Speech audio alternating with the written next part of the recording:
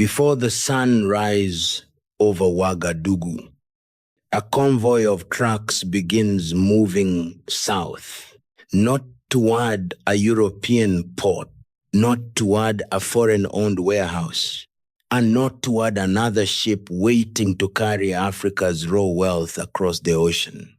Instead, these trucks are heading for neighboring African markets, loaded with the processed tomato paste, packaged sesame products, cotton yarn, dried mangoes, and food made by African hands for African consumers.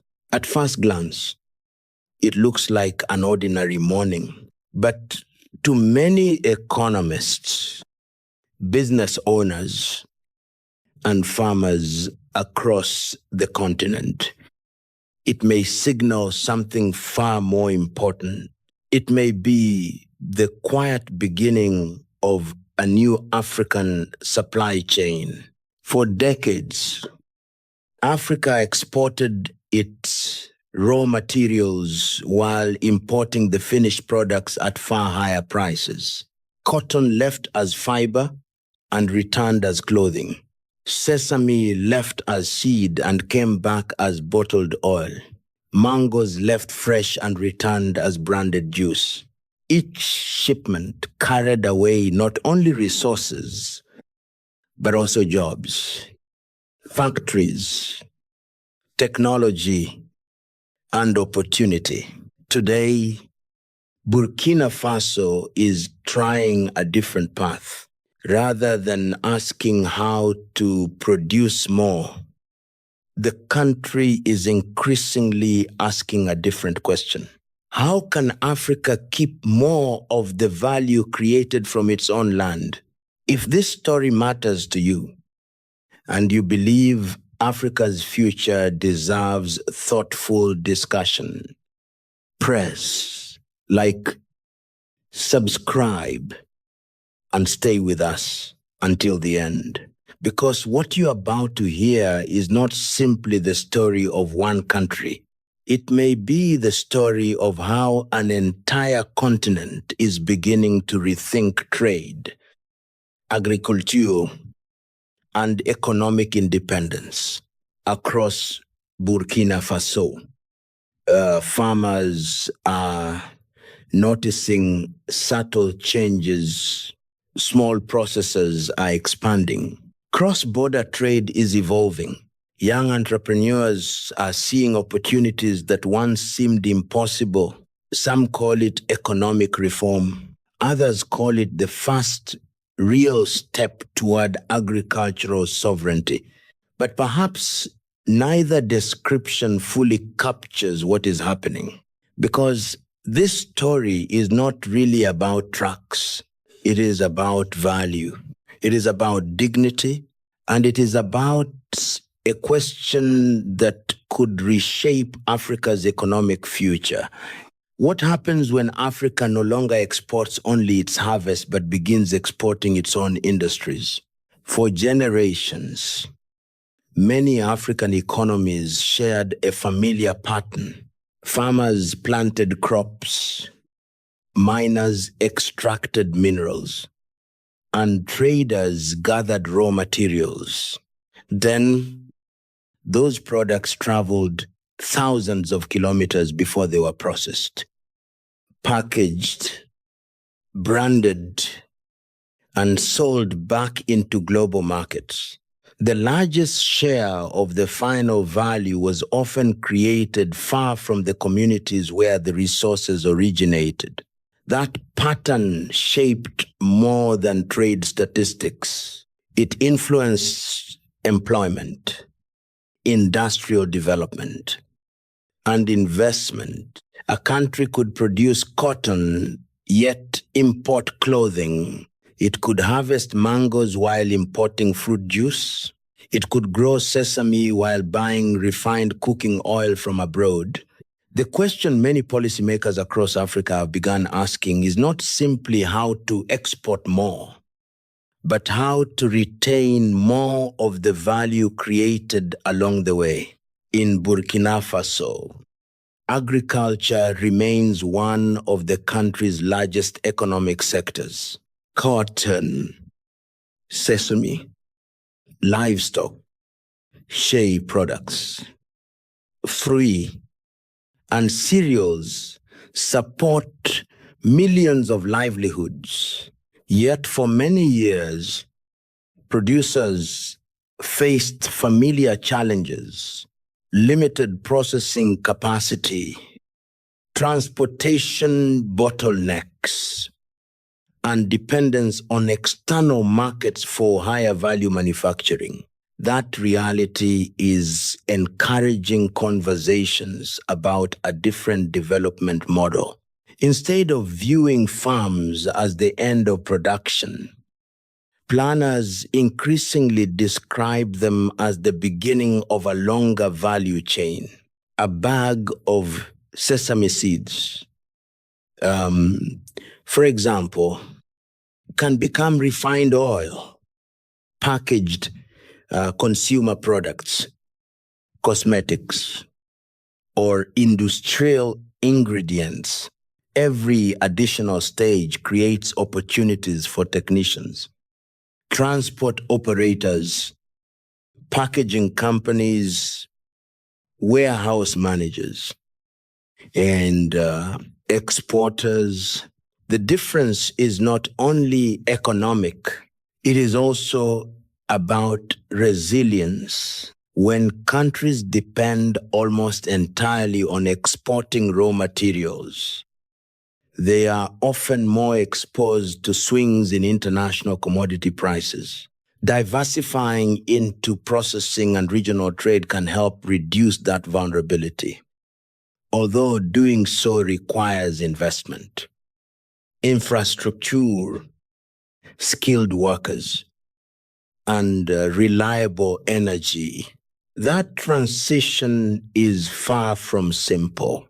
Building factories is only one part of the challenge. Reliable roads, storage facilities, customs systems, financing, and vocational training all play important roles. Across West Africa, regional initiatives such as the African Continental Free Trade Area have encouraged governments and businesses to think more seriously about intra-African commerce. While implementation varies between countries, the broader goal is to reduce barriers that have historically made it easier to trade with distant markets than with neighboring states. For entrepreneurs, this opens new possibilities.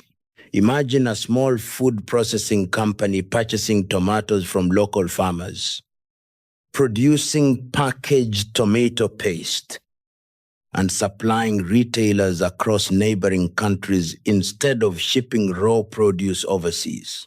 Each additional step keeps more economic activity closer to where the crops are grown.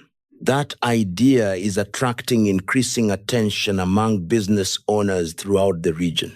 Some see opportunities in food processing, others focus on textiles, shea butter, leather goods, or agricultural machinery adapted to local conditions.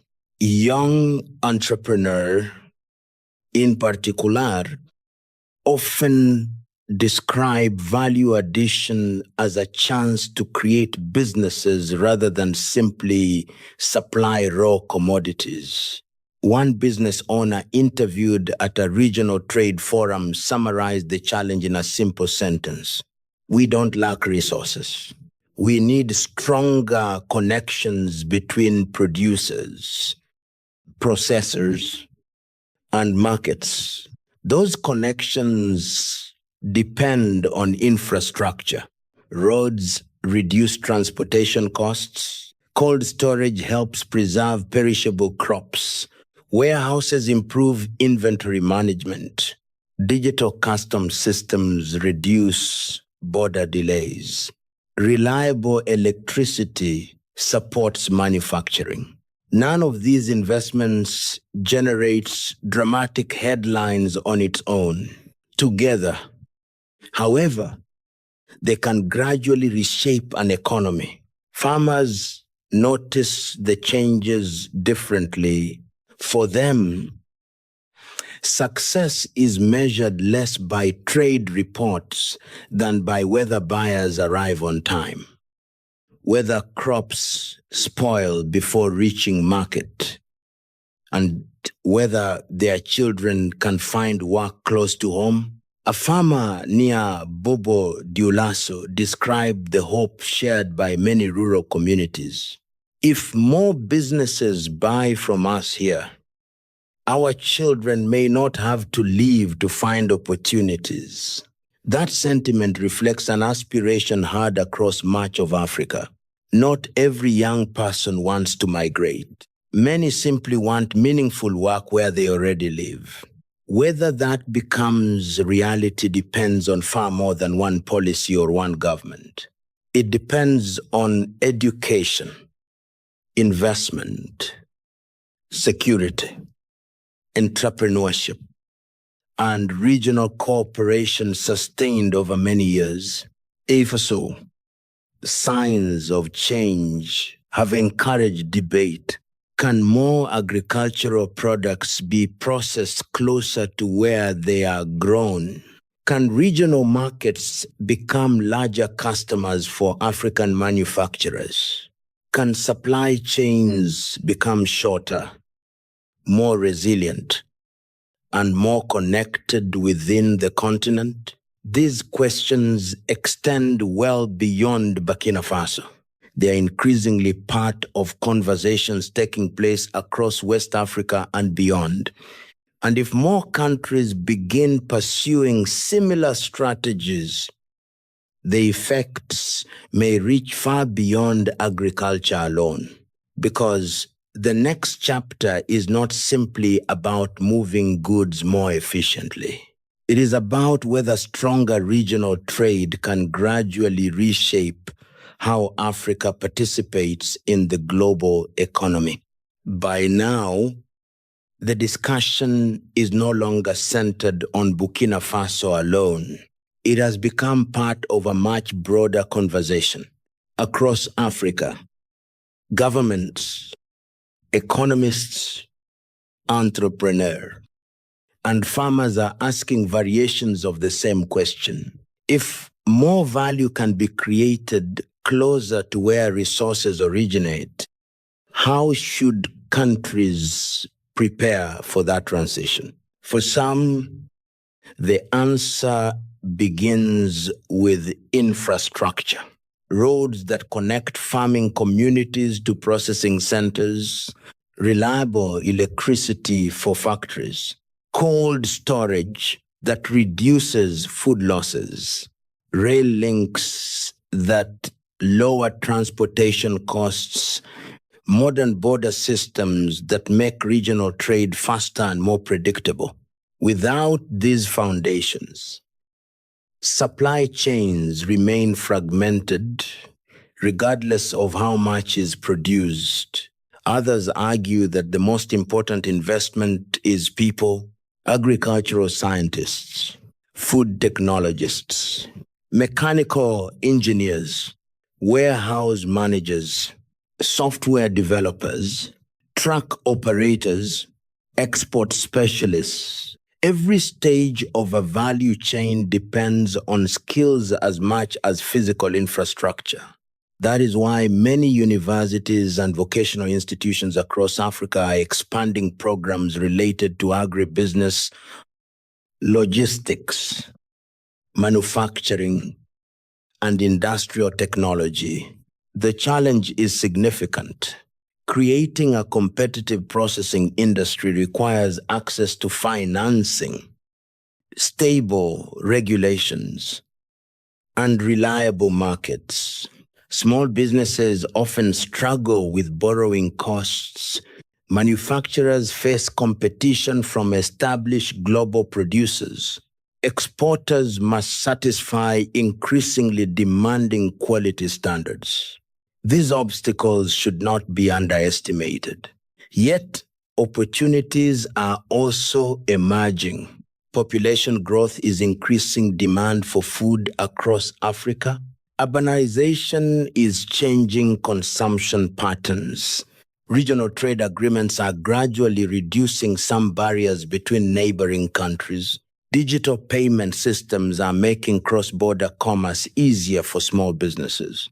Taken together, these trends could create new opportunities for companies able to process agricultural products closer to where they are grown. One entrepreneur at a regional business conference offered a practical observation. The future isn't only about producing more crops. It's about producing more businesses around those crops. That perspective captures an important shift. Agriculture is increasingly being viewed not simply as farming, but as an ecosystem. One harvest can support transportation companies, packaging manufacturers, food laboratories, marketing firms, retail chains, export agencies, technology startups. Every additional connection creates more opportunities for local employment and investment. This broader view is influencing discussions well beyond Burkina Faso. Across West Africa, business organizations are exploring how neighboring countries might complement one another rather than compete directly. One country may specialize in processing, another in packaging, another in logistics, another in port services. If these strengths become better connected, regional supply chains could become more efficient and resilient. Of course, success is far from guaranteed. Security challenges, financing constraints, climate risks, and global market fluctuations remain important realities. International competition will also continue to shape investment decisions. Whether these ambitions succeed will depend on years of consistent policy, private sector participation, and regional cooperation. If so, one message has become increasingly clear. The conversation has shifted. For many years, debates focused primarily on how Africa could export more. Today, more voices are asking how Africa can create more value before those exports leave the continent. That difference may sound subtle economically. It is profound because value creation determines where factories are built, where engineers are trained, where technology develops, where tax revenues are collected, and ultimately where future opportunities are created. Perhaps that is the larger significance of today's discussion, not whether one country can transform an entire continent. No single nation can, but whether successful ideas can be adapted, improved, and shared across many different economies. History rarely changes because of one decision. It usually changes because many practical decisions made over many years begin moving in the same direction. If more African businesses, farmers, researchers, and manufacturers continue building stronger regional connections, the continent's role in global supply chains may gradually evolve. Exactly how far that evolution goes remains uncertain. But it is a question increasingly worth watching. Because the next chapter in Africa's economic story may not be written only in commodity markets. It may be written in processing plants, logistics hubs, research laboratories, classrooms, and small businesses that quietly add value every single day. And perhaps the most important question is not whether Africa can participate in global supply chains. It already does. The real question is this: how much of the value created by Africa's land, labor, and ideas will remain in Africa over the decades ahead? If this discussion gave you a new perspective, we'd like to hear yours. Which sector do you believe has the greatest potential to create more value within Africa agriculture? Manufacturing, technology, or logistics? Share your thoughts below. And join us for our next analysis as we continue exploring the economic changes shaping Africa's future.